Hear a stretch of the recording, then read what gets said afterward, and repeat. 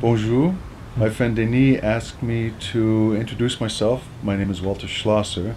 I was born in Columbus, Ohio. I've been in Los Angeles for 5 years now. I lived here during the 1980s with a lover, so got to know it well, but then went back to Ohio to go back to school and get a second career when I was 40. And I work now as a respiratory therapist at UCLA Medical Center, which I like very much.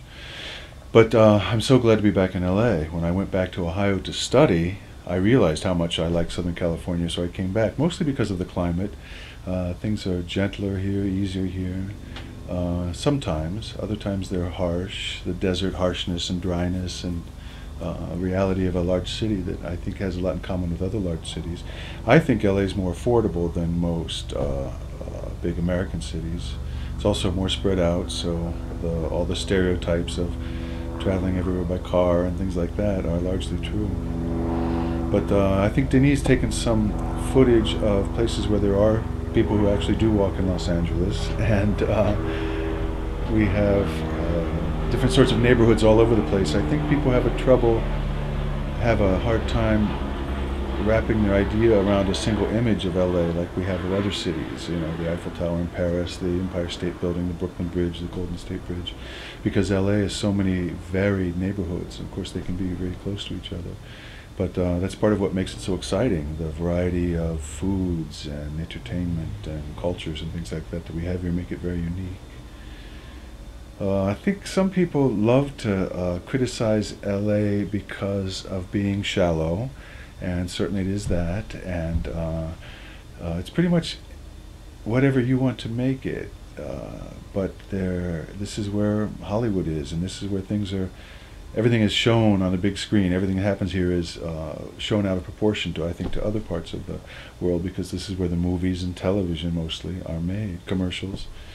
So it's very interesting. Denis was asking about snuff films, why I thought 90% of them were made in LA, and I don't have an answer for that except to say that because so many of the films, period, are made in LA, and so much of the porno in general is made in Los Angeles. So I'm sure a certain percentage of that, as I was telling Denis, I think probably the same percentage of people who have always enjoyed that sort of extreme.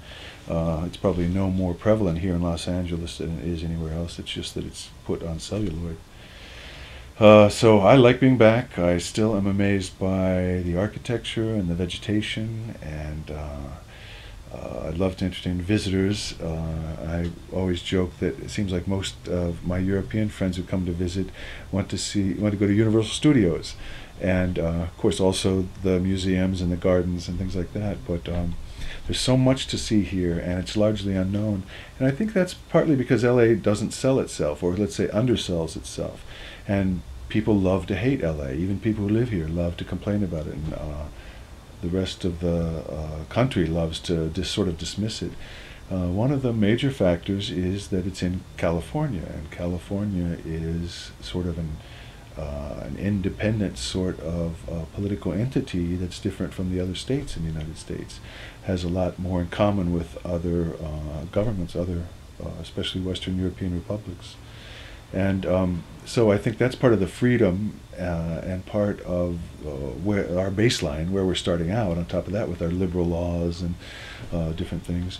But also I think that so many attractive people come here because of the film industry or modeling or whatever. So you have a higher percentage of beautiful people, it seems like, and sometimes that really is noticeable when you go someplace else. And so we get spoiled, and the old joke is that when you're sitting in a restaurant and you need something, you lift your finger and say, actor, model, waiter, when you want somebody's attention.